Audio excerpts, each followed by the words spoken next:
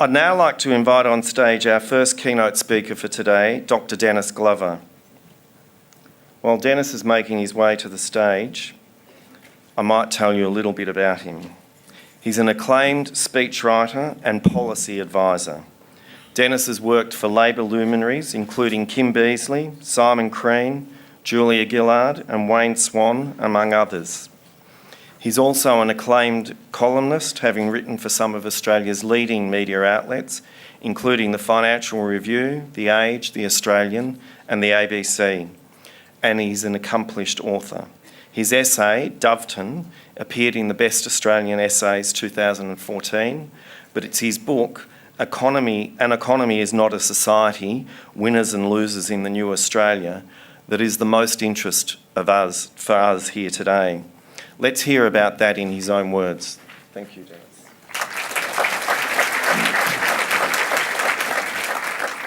Well, thank you so much. Can I first thank Dennis, Kathy, Joe and others for inviting me here today, and for all of you for coming along to listen to me. I want to thank Shelley for that wonderful version of A Welcome to Country, and I join with her and with everyone else here in recognising the Indigenous owners of the land on which we meet. My name is Dennis Glover and I'm not an economist. I think that admirably qualifies me to talk about the subject matter of this conference, which is how we put communities back in control.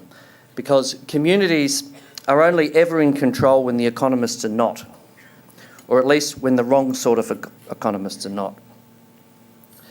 I may not be an economist, but one confession I have to make is that I'm middle class. But it wasn't always the case. That's because I grew up in a community that used to be working class, but now hardly works at all. It's a community that used to be in control, but now has lost control of its own destiny because it's under the control of an economy that doesn't care about it. It's a community that once was better than it is now, when the people, not the economic reformers, were in control of our society. Let me tell you about it. It starts with a journey. In December 2013, I attended a children's birthday party for my older sister's granddaughter. It was at Myuna Farm, a community farm and employment project next to the neighbourhood in which I grew up in Doveton. Is anyone here familiar with Doveton? Yeah, a lot of people. You may have read about it, maybe on the front page, with stories about its unemployment rate, its poverty rate, its imprisonment rate, its drug turf wars, its savage murders occasionally appear. Doveton is a suburb created by the Victorian Housing Commission in the mid-1950s to the late 1960s to house the people employed in the big factories opening up in Dandenong next door. We should think of Doveton the way we think of those communities that philanthropists like the Cadbury family and Robert Owen set up for the working class in 19th century England. Semi-utopian in its moral ambition. We don't think of the Housing Commission that way, but we should, especially in an age when we don't invest in public housing at all and working class people can't even dream of ever owning a home. And I think we could solve a lot of our problems today by investing strongly in public housing, something we're not doing at all. Anyway, I was early to the family party, and with time to spare, I diverted through the suburb and the street I grew up in for old time's sake, and what I saw upset me. Now, I've been through the area and even the street regularly, off and on, since I left it to go to university when I was 18. My family still lives nearby. But this time it felt different, poorer, and even shocking. My father had recently passed away, and staring at my old broken down home, now an illegal commercial car junkyard in the middle of a suburban street, it brought back a lot of memories. I guess it was this emotional state that led me, as soon as I got home, to write an essay about it that I eventually turned into a book which came out last year, An Economy is Not a Society. And at the heart of that book lies a memory. You see, I'm old enough to remember when Doveton and other working class places like it were prosperous, when people who worked in factories weren't poor, weren't the working poor, but the working class. Now, people tend not to know this. They assume that places like Doveton were always poor, always had high unemployment, were always full of people on welfare. but it's not true. And this fact is essential to understand just what has gone wrong with Doveton and indeed with us. Doveton was built to house the workers in the three big factories built along the Princess Highway in the mid-1950s onwards. General Motors Holden, Heinz and International Harvester among them. At the height of the 1960s, 70s and early 80s, those three factories alone, just three factories, had 7,500 jobs. The suburb of Doveton had 2,500 houses. Do the maths, that's 3 jobs for every home. And I know this because my father, my mother and my oldest sister worked in them, and in the university holidays I did too. 3 jobs in our home. We were average. Today that would mean a working class family on about $150,000 a year. Not bad. Unemployment back then in Doveton hovered around 1 to 2%. The people of Doveton were working class, but they were far from poor. Their unionised jobs gave them good wages and conditions. Their streets were well designed and pleasant. Their bright little shopping centres were full of customers. Their children went to university even before going to university was the norm. All of my close friends from my working class childhood went to university or TAFE and became engineers and psychologists and accountants and insurance executives and politicians and yes, even bankers. They are still my close friends, even the bankers. We had lunch last Friday. Their local Labor Party branches in Doveton, not yet controlled by hopeless right-wing union placemen, selected the best locals for Parliament. But today, after 30 years of glorious economic reform, those 3 factories are all but gone. Their 7,500 jobs have been turned into 540 jobs, and half of those will disappear when GMH and all the other car plants close down next year. 3 jobs to every home from those factories is now 1 job to every 5 homes. I've recently done some research on Morwell, a place synonymous with welfare dependency and tragedy, and it has an unemployment rate of 12.5%, twice the statewide average. Well, Doveton's unemployment rate is over 21%, 3.5 times the state average. At the height of Paul Keating's recession we had to have, which was in many ways an extinction level event for old Australia, it was only 19%. Doveton's Labor Party is bereft of ideas, its unions are broken, and as a result, those with jobs are often trapped on the minimum wage. Its streets are smashed up, littered with broken, rusting cars. Its shopping strips are full of $2 shops and charity shops, 4 in one strip alone. The last 2 times I went there, my old shopping street had break-ins. Its schools are mostly closed. And the local high school principal told me he didn't expect a single one of his students to get to university. Not a single one. It's just heartbreaking for someone like me.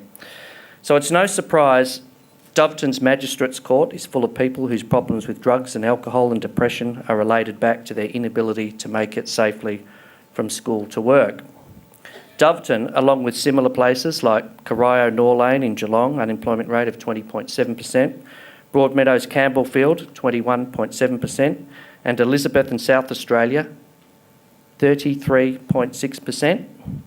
33.6%, and its factories are yet to shut.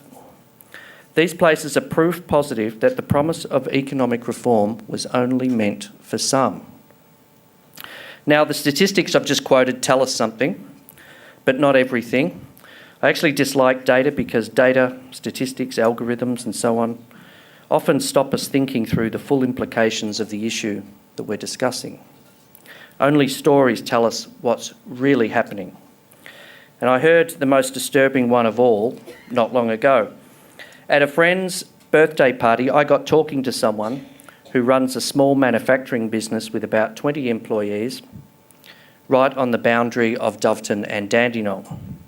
He said his employees had recently told him of 2 disturbing developments near their workplace. It helps to know that this man has 2 daughters. The first story is that the streets around his small factory, where in 2014 there was a vicious and possibly sexually motivated knife murder of a young woman, have become an industrial beat for female sex workers.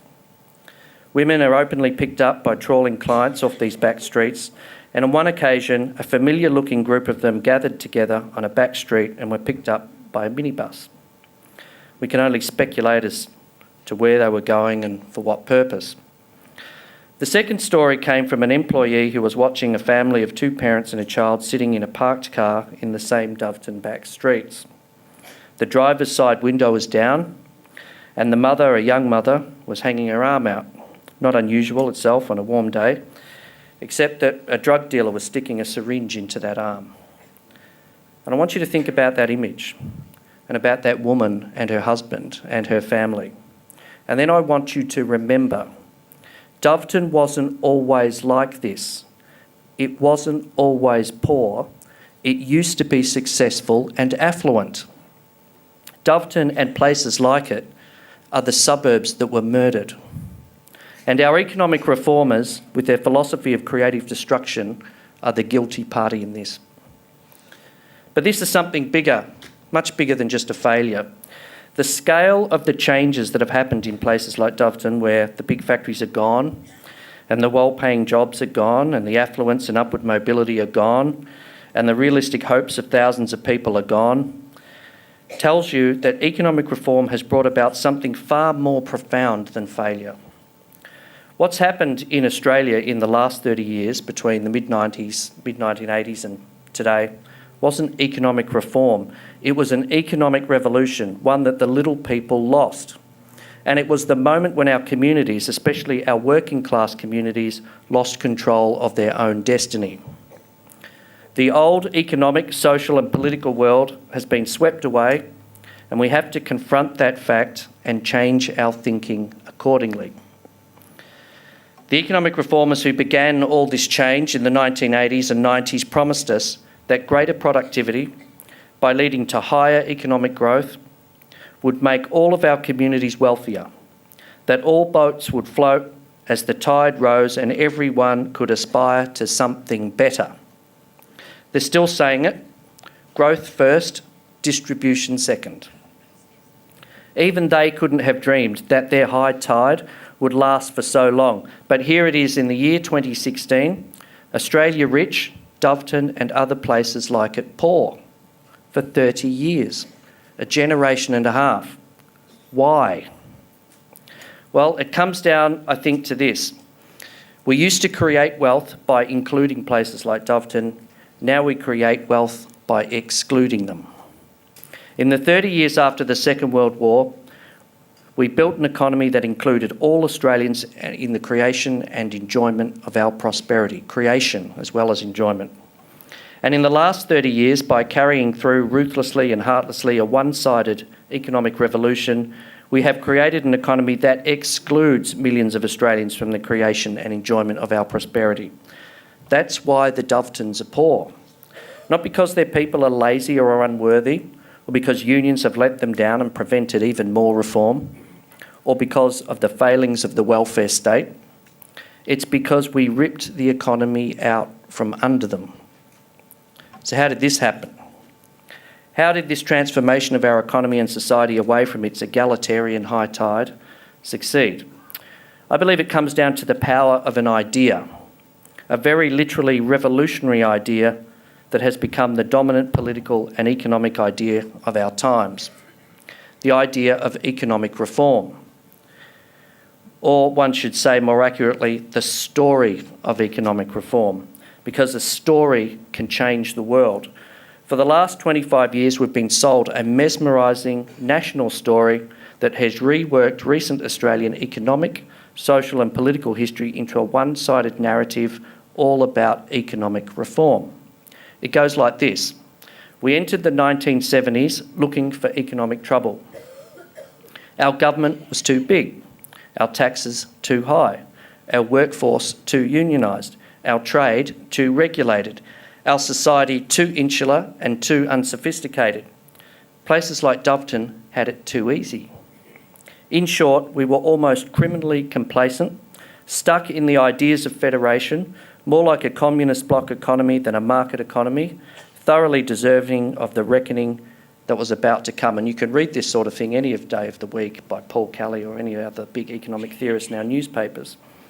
Then, just as time was running out, we were rescued by a class of heroic policymakers, men of courage and genius who hardened their hearts against the cries of the losers from change and began an era of reform that removed the economic protections, sold public assets, slashed tax rates, abolished wage fixing, discovered Asia, made us competitive again, and set us up for a quarter of a century of uninterrupted economic growth, at the end of which we think we have the right to tell the world how it should be done. There was no other way, supposedly, than their way.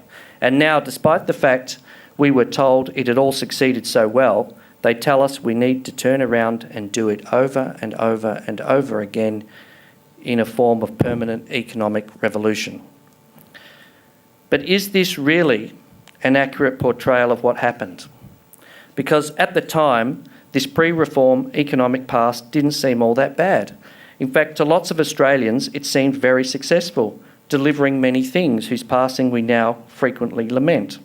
Full employment, job security, high rates of home ownership, and a more relaxed lifestyle, weekends off, annual holidays at Christmas, remember them?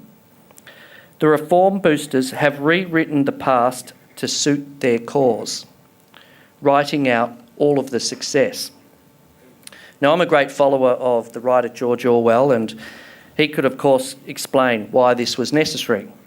He recognised that those seeking to overthrow the way we live always start by falsifying the past, because it's only by discrediting the good things about the past that they can make their alternative seem necessary, better, inevitable. This is the meaning of the famous party slogan from his novel 1984, which you may have read at school. Who controls the past controls the future. Who controls the present controls the past. By misrepresenting and discrediting the time in Australia before the heroic era of economic reform, by portraying it as complacent and corrupt and embarrassing and poor, our present narrators are clearing away the positive human memories that might restrain their attempts to create a future that is safe for their relentless task of raising productivity. This sort of narrativizing is relentless, utterly relentless. You can't open the Australian or the Australian Financial Review on any day of the week without being told this narrative and this language of economic reform. Look at the lead op-ed by Tom Switzer in The Age today, if you doubt me. It's designed to make it impossible for us to conceive of another way of imagining a way to live. You know, I'm reminded when reading those newspapers of the jokes that people tell about the bingo they play when the consultants from McKinsey and Bain and Boston and others turn up with their PowerPoint decks and buzzwords. You probably know it. Downsizing, bingo. Cost-benefit analysis, bingo. New paradigm, bingo. Cost restructuring, bingo, etc., etc. Well, take this. Labour market deregulation, bingo. Welfare reform, bingo. Business tax cuts, bingo. More deregulation, bingo. Innovation, bingo. Agility, bingo. Never been a better time to be an Australian, bingo, bingo, bingo. For our economic reformers, life is just one big game of bingo. But it's wrong. This supposedly new era of economic reform that the powerful economic commentators constantly try to sell us isn't about the future at all. It's about the past, the time when things first started going wrong. They're trying to take us back to the 80s and 90s, reliving that era like all those documentaries about the Second World War that seem to run on a continuous loop on the History Channel. The world today has moved on. Today's 18-year-olds were born in 1998 and were just 3 when the GST was created and the reform era supposedly ended. New ideas are now needed. We're told by these same people with another bingo slogan that our democracy is in crisis. that reform is no longer possible, that governments which try to change things are bound to lose power, and that this is so because our leaders won't stand up to the populist tide with a promise to relive the 80s and 90s all over again. Well, I dispute this, and strongly. If change nowadays is hard, it isn't because our people are averse to any form of change. Hell, we've changed more than anyone in Australia. It's because they don't want the sort of change the economic reform boosters are pressing upon us against our will. The majority of the Australian people have never fully bought into the exaggerated Hawke, Keating, Howard, Costello hero narrative. After 30 years of economic reform, they have had enough because they know that the drive for more economic reform and greater productivity inevitably means a harder life for them.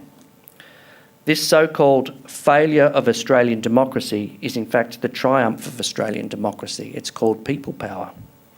And the economic reform boosters just don't get it. Guys, the people don't want what you're selling, full stop. So what then is the way forward for us? There will always be economic change and to some extent economic reform. We can't stand still, and I think we all know that. But here are two questions that embarrassing places like my old hometown of Doveton raise. Economic reform for what? Economic reform for whom? Yes, Australia and its economy had to change over the last 30 years and probably will have to again. The world would have forced change upon us had we tried to resist. But contrary to what the economists have been telling us, we had a choice.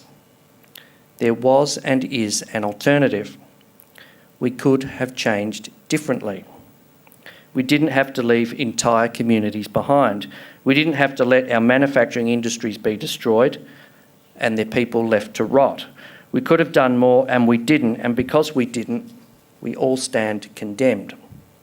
Now, I'm prepared to acknowledge that I don't have a 10-point plan for creating a better economy and country. My days as a policy wonk are long over. But I feel I need to leave you with something, some sort of answer to this picture that I've painted for you.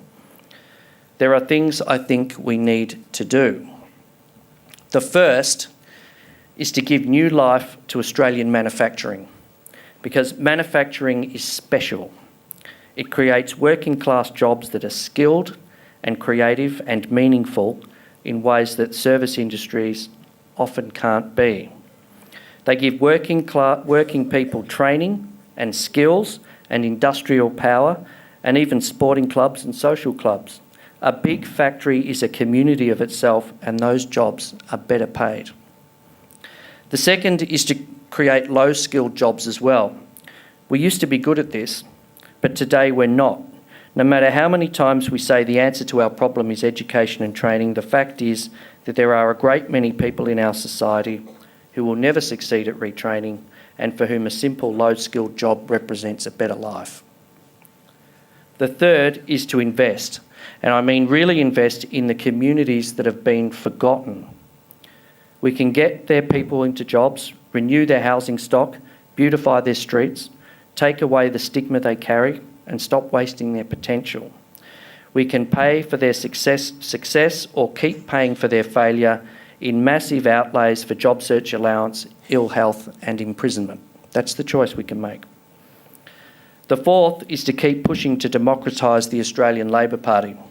Now, I know there's probably many here who don't care so much for the old ALP the way I do, but I think this is a mistake. A well-functioning mainstream social democratic political party that unites the old working class and the new middle class is the sign of a healthy democracy. Look at where this isn't the case anymore. In Austria, where Greens and the far right recently faced off for the presidency. Austria, where you know who came from, back in the 30s. Or the US, where the people, betrayed by governments that thought their job was to rule for Wall Street, are now so alienated and unemployed and betrayed that they have delivered Donald Trump the Republican nomination. Much of Trump's support has come from the US equivalents of places like Doveton, once thriving manufacturing communities, largely in the Midwest, thrown into total social chaos and turmoil by long-term intergenerational unemployment. The Labor Party's future lies in listening to people, not faction bosses, and that's what it has to do. But the fifth, and I think most important thing we need to do, is change the way our leaders and opinion formers think about economics. Thomas Piketty and others show that it can be done. Only by changing the way our politicians think, especially our Labor politicians, will we produce change on a big enough scale to really make a difference. You see, the way we do economics is letting us down. We've forgotten that economics started out as a moral science, not a mathematical one. And shorn of its moral dimensions, economics loses its moral force and becomes yet another problem for our democracy. Authoritarian in its ambitions, theocratic in its logic, paralysing in its psychology, heartless in its practice, wrong in its predictions, inhuman in its effects, and hated by ordinary people. To really give ordinary Australians in places like Doveton and elsewhere greater prosperity, we have to give them back what we took away. We have to give them back an economy that was willing, when necessary, to shield the little people from the full winds of the market in the name of a better and fairer society, rather than exposing them to the full hurricane as we do now. But more fundamentally still, if we are to give new life to places like Doveton, we must first change the way that we think. We need to lift our minds beyond the narrowing philosophy of economic reform, with its enervating cult of managerialism and its monomaniacal pursuit of productivity. We need to think wider and deeper and see things in moral terms once again. For this, we need inspiration. So where does that inspiration come from? To me, it comes from the Romantic movement of the 19th century. Those of you who read it will notice something slightly unusual in my book, at least unusual for a Labor Party speechwriter. I quote the Romantic poets. Wordsworth, Shelley, his friend Horace Smith, his mother-in-law Mary Wollstonecraft. Why? You see, like us, the Romantic poets were a post-revolutionary generation. The French Revolution promised them the liberating freedom and equality of the Enlightenment. But they came to see very quickly that the bureaucratic class that had seized power in the name of the Enlightenment had little time for human beings. The likes of Rousseau, Voltaire, Diderot and Tom Paine had been replaced by a class of ruthless and bloodthirsty Jacobins to whom human values meant absolutely nothing. The people became an abstraction, a theoretical concept, an agglomeration of popular will. The idea of enlightenment as being all about human happiness was soon lost. And in response, the Romantics hearkened back to the past. Their pastoral verse and paintings sought out the reverence of nature, beauty and happiness. Beauty is truth, they said, and truth is beauty. They searched in their own lives for the remnants of the Enlightenment, which they realised lay in a realm not of abstract reason, but in the realm of the imagination, which Mary Wollstonecraft memorably summed up as the true fire stolen from heaven that leads to the sociability of mankind. Today, the big promises made to us by the economic reformers have been crushed. Their enlightenment has been replaced by the reality of a revolution carried out by the dull inheritors of the abstract ideas of the neoliberal movement, the managerial class, by the new Jacobins and the new nomenclatura. Instead of attaining new freedoms, we've been turned into data and given productivity increases and debt, and in places like Doveton, 21% intergenerational unemployment. Just as they did for the Romantics after the French revolutions, the answers for us, the generation that lives after the neoliberal revolution, lie in the past, in the way our parents' and grandparents' generations organised this society. We have to become, in some ways, the new Romantics, and that once great political party that should be leading the fight back, the Labor Party, has to rediscover its romantic convictions too. And to find that inspiration again, we need to reach back and try to recapture the imagination that once led us to try to recreate a country ruled by the idea of decency, and which gave people in places like Doveton things almost impossible to conceive of today: affluence, success, happiness, and even just a job. It ultimately comes down to this: we need to begin our economic thinking from a new place that's really an old place, from the idea that our economy should include everyone in the creation and enjoyment of our wealth, not just some of us. Thank you.